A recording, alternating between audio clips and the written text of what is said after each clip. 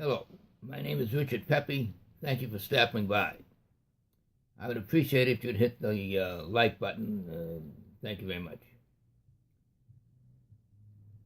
I contend the most significant event of the last 20 years, 2 decades, was the announcement by Putin that Russia has succeeded in producing anti-ballistic missile systems, defense systems, that could evade American ballistic missile defense apparatus and kill millions of Americans in a matter of minutes.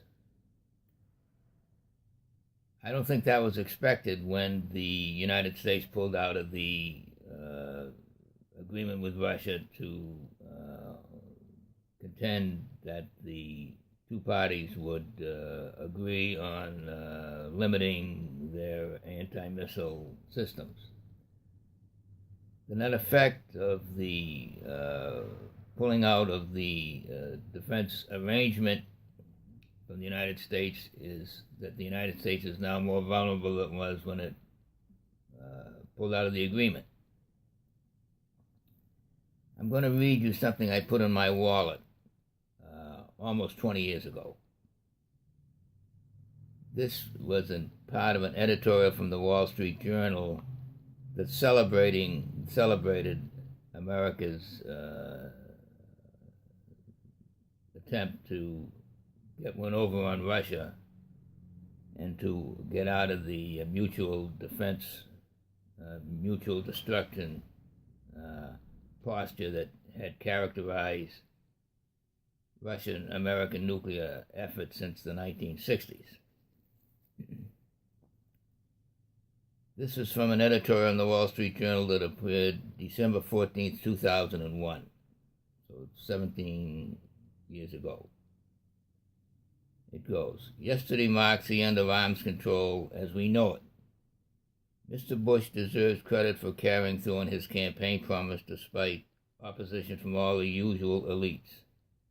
Credit also belongs to a vanguard of defense thinkers and policymakers who toiled for 30 years to restore what their intellectual leader, the late strategist Arnold Wohlstedt, has described as the proper military balance between offense and defense. The success in the war in Afghanistan, that's what they thought in 2001, shows that the U.S. is doing pretty well on offense, but the war on terrorism is being waged at home too. With the burial of ABM, anti-ballistic missile treaties, we must now deploy the same ingenuity to defending the American homeland." So, they were positive about pulling out of the ABM treaty. What have we got 20 years later, roughly? We've got Russians now with a offensive missile system that they say can beat the defense that they were celebrating. We've got North Korea on the verge of getting ballistic missile that could reach San Francisco. And China announced in 2015-16, something like that, that it had developed a second strike capability through nuclear submarines that would destroy half of America. So there's no question in my mind, any fair reading of what's happened over the last 2 decades makes the United States more vulnerable to nuclear missiles from Russia, China, and possibly North Korea than it was 20 years ago. Was that predictable? In my book, Nuclear Weapons and the Blue-Eyed People, a Sociobiological Analysis, I think you can see this. I predicted basically what we now see, that the refusal of America to accept the fact that Russian engineers and Chinese engineers can do essentially what American engineers can do has put America in a more vulnerable position. Let me read you what I wrote 121. The mushroom-shaped cloud has become the great symbol of the age. The delivery system and the instrumentation to place the energy precisely where it would do the most damage are major constituents of the nuclear weapons package. Economic problems will not stop the advance of nuclear weapons. Fundamentally, nuclear weapons represent talent, not hardware, and the single most reliable predictor of the spread of nuclear weaponry is IQ data. Given a more or less normal IQ distribution, the only real question about the spread of nuclear weapons has to do with the percentage of 15-year-old boys in the 11th grade. The blonde contempt for the Chinese talent. I skip a paragraph. The blonde contempt for the talent has led directly to the present. It would be interesting to visit 1950s college political science texts to see whether they predicted that the day would come when America would be vulnerable to destruction in 40 minutes from 2 nuclear powers. And now we're on the verge of North Korea making that 3 nuclear powers. I go on. One suspects they sounded like Secretary McNamara sounded in the early 60s. The U.S. lead in nuclear weapons was so long, the American technological base was so impressive, the rest of the world would never catch up. This assumed advantage led directly to announcements which labeled an arms control moral weakness. Now,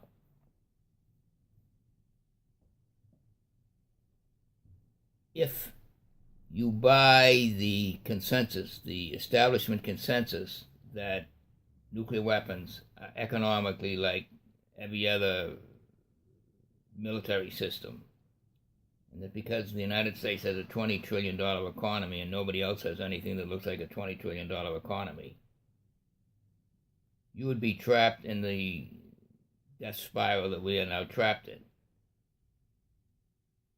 Nuclear weapons are not that expensive. They run on big-time talent. If you look at the numbers of actual engineers that have engineered nuclear weapons, you don't come up with tremendous numbers. In the 40s, an attempt was made to identify certain characteristics of the engineers who built the first atom bomb that was exploded at Hiroshima. The number of engineers was roughly 6,000.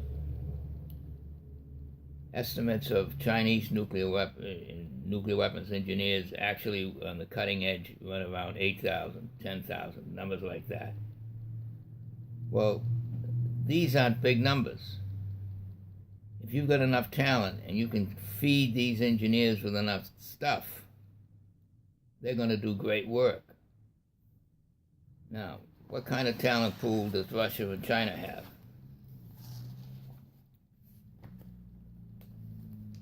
This is from a paper that was done for the Institution for the Study of Labor. I don't know if you can read it or not. Educational scores, how does Russia fare? And a lot of you are familiar with the reporting on American school systems and the so-called PISA scores. That is, these national tests that are conducted. I think it's every 2 years, but it may be every year. That ranks how different educational systems score in 3 categories: reading, math, and science. Let me read you something from this report on the Russian scores. Country average scores suggest several initial conclusions.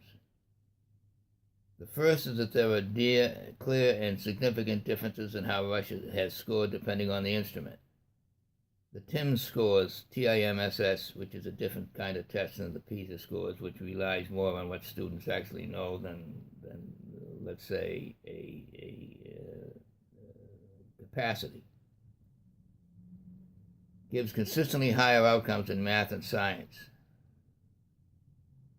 Russia has performed better than most other emerging markets. It has underperformed to the main body of the OECD countries. These would be the European, Western, highly advanced democracies: Germany, France, Italy, England, rather.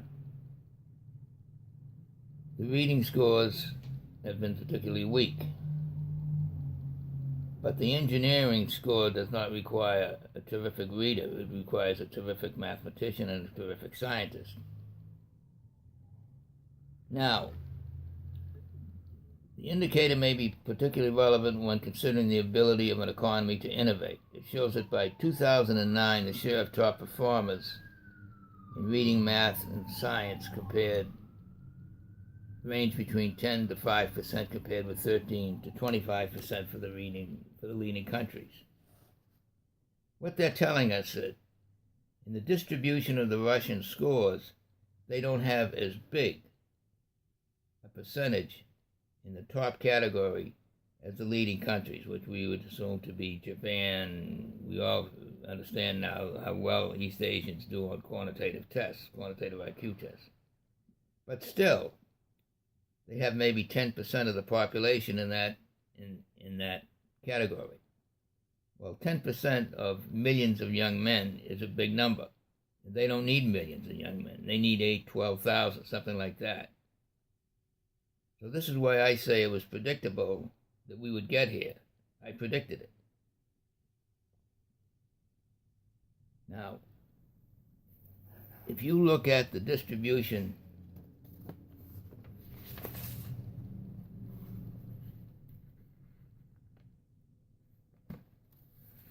of the PISA survey for 2012, now this is from Wikipedia, so it's nothing fancy.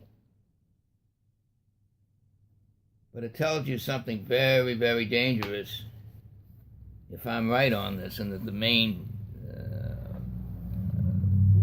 thrust of understanding why China particularly has succeeded between 2000 and 2015 in developing a second strike capability against the United States is to understand how well Chinese do on mathematical tests.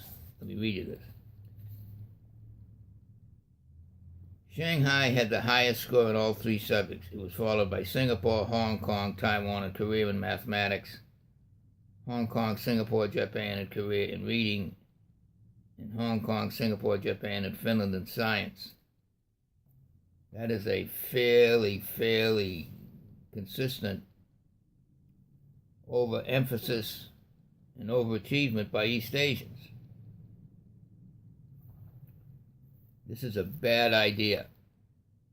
This notion that you can use American economic strength to trump Russian and East Asian, particularly Chinese, capabilities is dangerous. Now,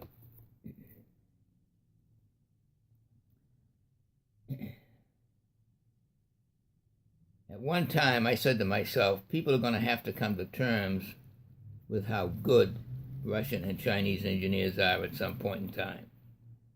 And we're going to have to get back into some kind of an agreement. I don't know whether or not the arms control treaty that Bush got us out of was the right treaty. But to continue on the policy with the policy we are today is potentially suicidal.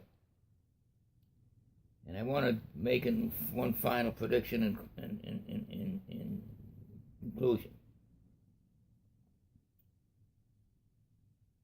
At one time I said the most dangerous step after this one, after getting out of the arms control treaty, is going to be putting nuclear weapons in space. Either defensive or offensive nuclear systems. Because Russia and China cannot accept a world where the United States can kill all of them and they can't kill hundreds of millions of Americans in return. They're not going to accept it. We've seen that play out over 20 years. However, instead of putting, now I think I was wrong, that the most horrific step that's coming up is not going to be putting nuclear weapons systems into space. It's going to be using so-called hypersonic nuclear weapons to deliver the damn things.